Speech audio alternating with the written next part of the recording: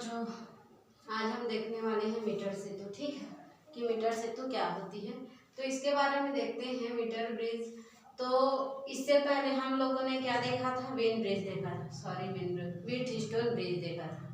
ठीक है, तो व्हीटस्टोन ब्रिज में क्या होता था कि हम उसमें चार प्रतिरोध को इस प्रकार संयोजित करते थे कि एक प्रतिरोध दूसरे के सापेक्ष, एक प्रतिरोध संलग्न जो दूसरा प्रतिरोध है उन दोनों के अनुपात का मान दूसरे और तीसरे संलग्न प्रतिरोधों के अनुपात के क्या होती थी, बराबर होती थी। अर्थात यह कह सकते हैं कि एक दो प्रतिरोधों में इस प्रकार संतुलन होती थी कि दोनों का अनुपात का मान दूसरे दो संलग्न प्रतिरोधों के अनुपात के क्या होती थी, इक्वल होती थी। और इसी को संतुलित करने के लिए हम लोग संतुलन की स्थिति लेते थे। क्लियर है? तो अब हम देखने वाले हैं मीटर सेतु। ठीक है, क्या देखने वाले हैं, मीटर सेतु। अब आते हैं पहला परिभाषा। पहला क्या देखते हैं, परिभाषा। तो इसका डेफिनेशन क्या होता है, मीटर सेतु को मीटर सेती क्यों कहते हैं। ठीक है, तो मीटर सेतु जो होती है ये जो है व्हीटस्टोन सेतु के पर आधारित होती है। कहाँ आधारित होती है, तो व्हीटस्टोन सेतु पर आधारित होती है, जिसमें किसी भी चार प्रतिरोधों को संतुलित स्थिति में लाकर उनके अनुपातों को मान ज्ञात किया जाता था। उसी प्रकार हम मीटर सेतु में भी करते हैं। तो अतः हम कह सकते हैं कि ये मीटर सेतु जो होती है व्हीटस्टोन सेतु के आधार पर आधारित होती है, जिससे हम धारा का क्या करते हैं, मापन करते हैं। अब इसका नाम मीटर सेतु क्यों पड़ा, क्योंकि इसमें हम 1 मीटर का एक लंबा स्केल लेते हैं। क्या लेते हैं, 1 मीटर का एक लंबा सेतु लेते हैं, ब्रिज लेते हैं, अर्थात 100 सेंटीमीटर का हम स्केल ले लेते हैं। तो 1 मीटर स्केल की सहायता से हम इस धारा का मापन करते हैं, तो इसीलिए इसका नाम क्या पड़ गया, तो मीटर सेतु पड़ गया। क्लियर हुआ? मीटर सेतु क्या है, मीटर सेतु जो है व्हीटस्टोन सेतु पर आधारित होता है, जिसका मान 1 मीटर स्केल अर्थात 100 सेंटीमीटर स्केल वाले सेतु के द्वारा धारा का मापन किया जाना ही मीटर सेतु कहलाता है। क्लियर? परिभाषा तो हो गया। अब आते हैं इसकी बनावट या संरचना। किस पर आते हैं, संरचना। तो इसकी कंस्ट्रक्शन की बात करते हैं। तो इसकी कंस्ट्रक्शन कैसे हुई है, तो उसके लिए हम क्या करते हैं, तो उसके लिए हम सबसे पहले डायग्राम को ड्रॉ करते हैं। तो चूंकि ये डायग्राम बनाने में मुझे लेट हो जाता, तो मैंने क्या किया, इसको पहले से ड्रॉ किया। ठीक है, तो अब यहाँ पर सबसे पहले हम एक क्या करते हैं, तो एक 100 सेंटीमीटर का एक स्केल ले लेते हैं। क्या ले लेते हैं, 100 सेंटीमीटर का एक स्केल ले लेते हैं। ले लिए, उस 100 सेंटीमीटर के स्केल में यह जो है मैग्नीज कांस्टेंटन का परिच्छेद वाला, मैग्नीज कांस्टेंटन के परिच्छेद से ए और सी सिरे पर 2 लकड़ी के तख्ते को जोड़ दिया जाता है। क्या कर देते हैं,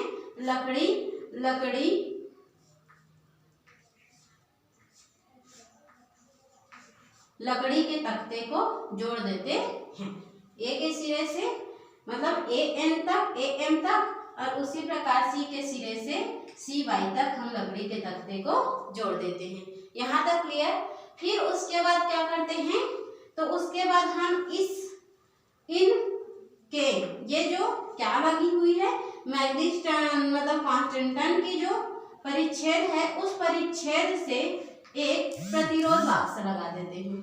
प्रतिरोध बाक्स क्या करता है, कुंजी का कार्य करता है, जिसमें प्लग को जोड़ भी सकते हैं, हम निकाल भी सकते हैं। तो हम लोग रेजिस्टेंस बॉक्स जोड़ देते हैं।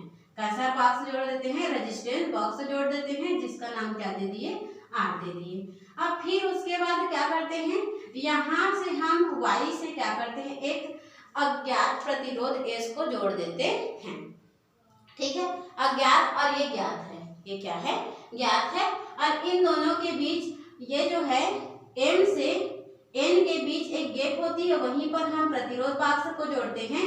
उसी प्रकार X और Y के बीच जो गैप रहती है वहां पर अज्ञात प्रतिरोध को जोड़ दिया जाता है। ये हो गया।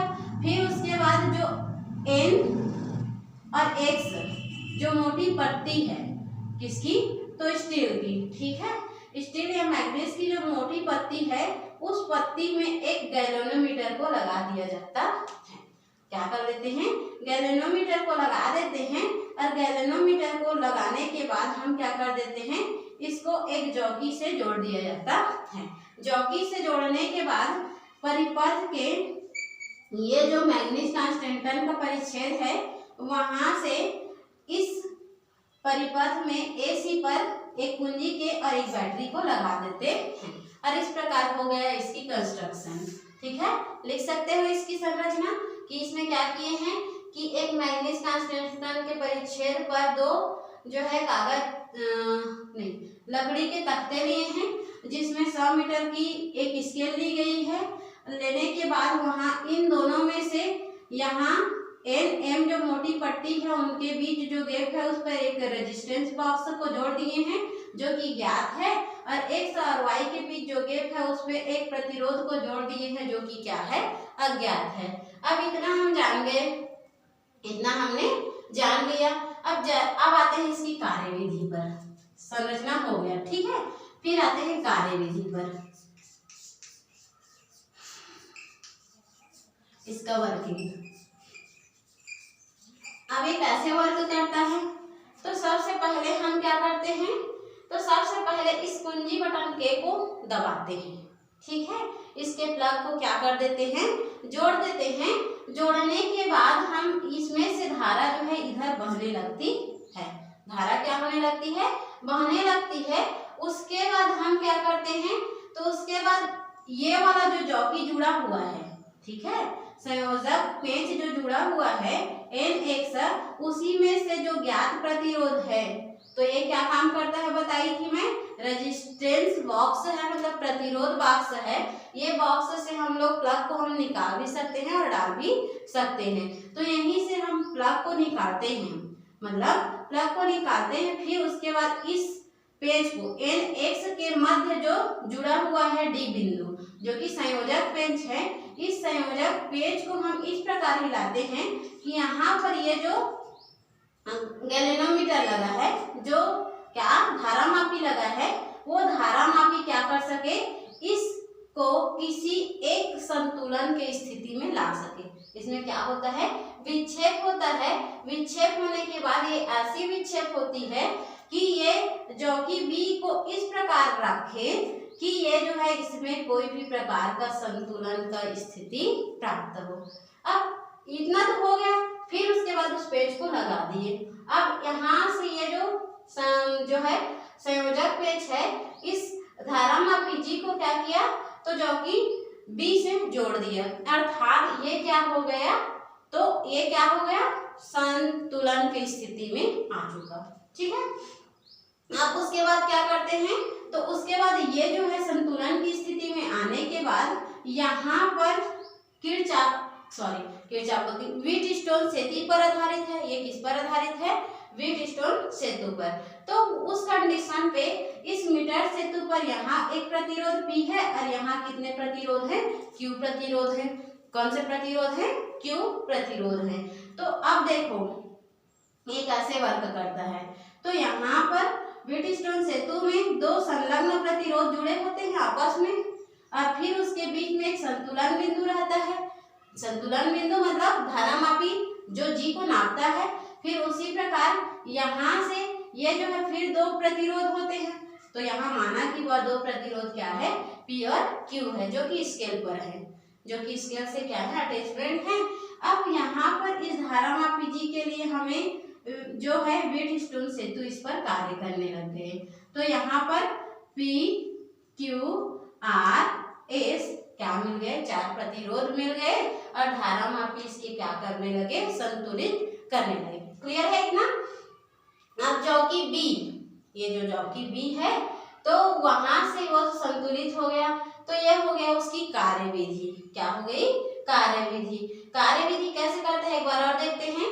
तो यहाँ पर एक कुंजी K को जैसे ही दबाते हैं, यहाँ से इसमें से इस बैटरी से क्या होती है, धन आयन में धारा प्रवाहित होती है। फिर उसके बाद क्या होते हैं, तो यहाँ जो मैग्नीज कांस्टेंटन के जो प्रतिच्छेदक लगे होते हैं उसमें से हम क्या करते हैं, ये रेजिस्टेंस बॉक्स का जो प्लग होता है उसको निकालते हैं।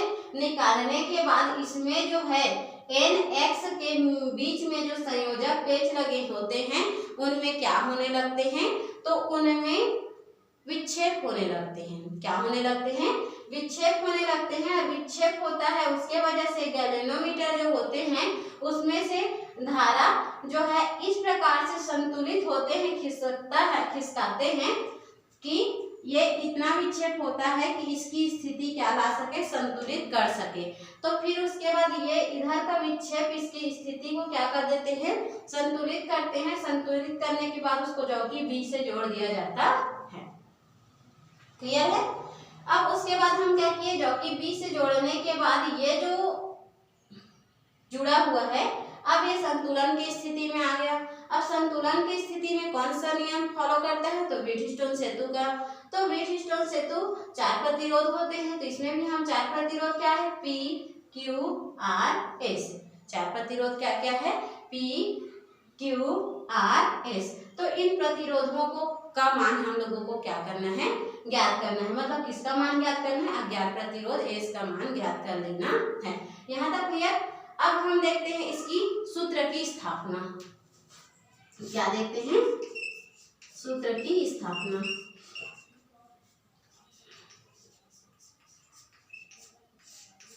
अब ये जो सूत्र की स्थापना करते हैं उसमें क्या करते हैं, जैसे ही ये संतुलित बिंदु B पर आता है, जो कि B पर आता है, तो उसी प्रकार AC जो क्या है, तो AC जो स्केल है उसके बीच की दूरी को हम लोग क्या मान लेते हैं, A से B तक की बीच की दूरी मान लेते हैं L है। क्या है, A से B तक की बीच की दूरी क्या है, L सेंटीमीटर है। तब यहाँ पर हम B से C तक की दूरी निकालने के लिए क्या करेंगे, तो ये 100 सेंटीमीटर का है। टोटल कितने सेंटीमीटर का है, 100 सेंटीमीटर का है। तो 100 सेंटीमीटर में यदि L सेंटीमीटर को घटा देते हैं तो उस कंडीशन में हम लोगों का B से C तक का वैल्यू निकल जाएगा। तो उस कंडीशन में क्या करते हैं, 100 माइनस L कर देते हैं। क्लियर है। तो अब यहाँ पर निकालते हैं इसी को। चूंकि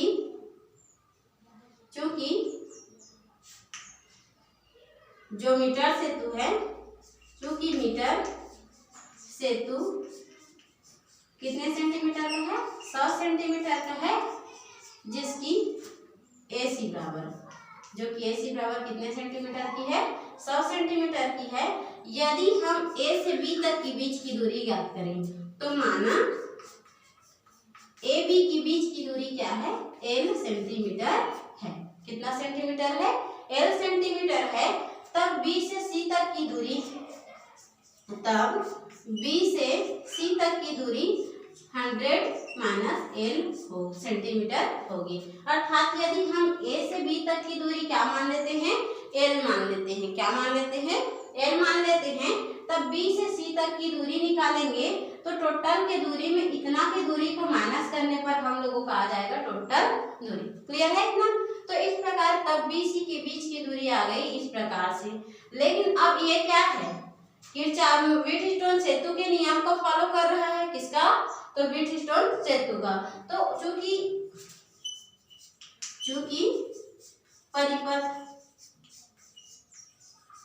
व्हीटस्टोन सेतु के नियम को पालन कर रहा है,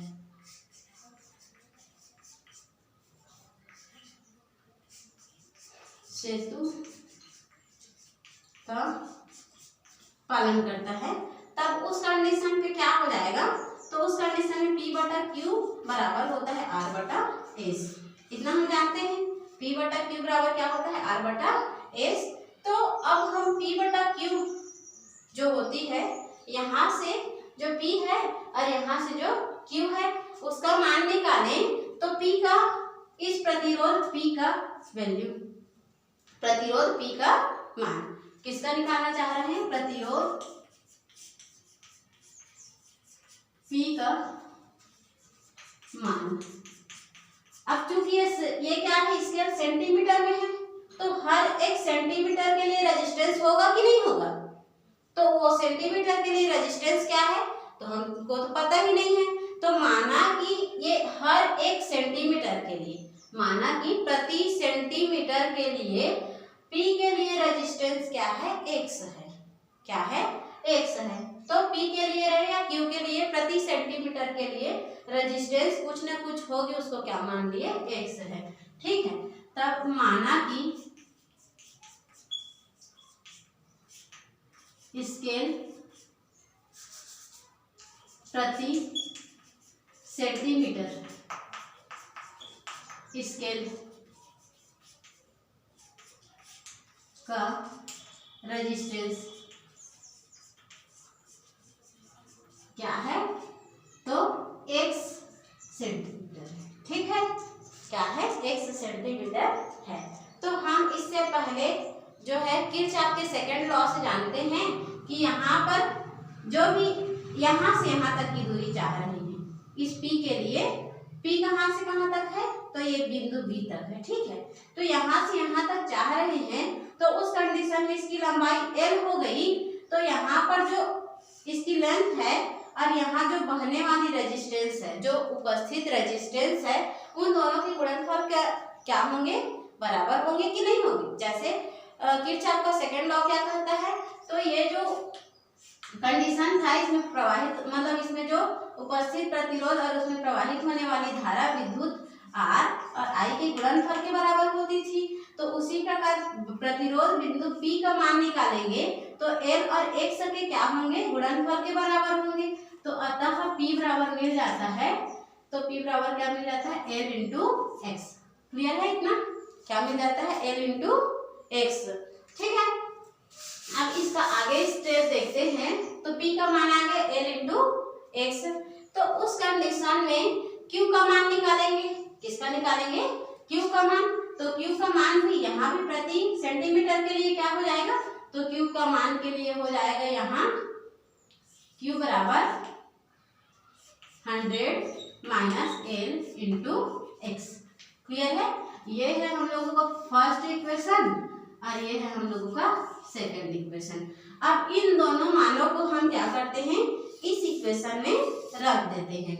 किसको, P बराबर 1 को और Q बराबर नहीं, P बराबर LX समीकरण 1 को और Q बराबर 100 minus L into x equation second को, यहाँ पर P की जगह P का मान, Q की जगह Q का मान। तो हम लोगों का क्या मिल जाएगा, L into x, L into x बटा P की जगह क्या हो जाएगा, 100 माइनस L इंटू एक्स। ये Q का मान है ना, उसको रख दी, बराबर क्या है, R by S, R by S. अब यहाँ से हम जानते हैं कि ये R जो है ज्ञात प्रतिरोध है, लेकिन हम लोगों को निकालना क्या है, अज्ञात प्रतिरोध का मान। तो इसका मान निकालने के लिए हम क्या करते हैं,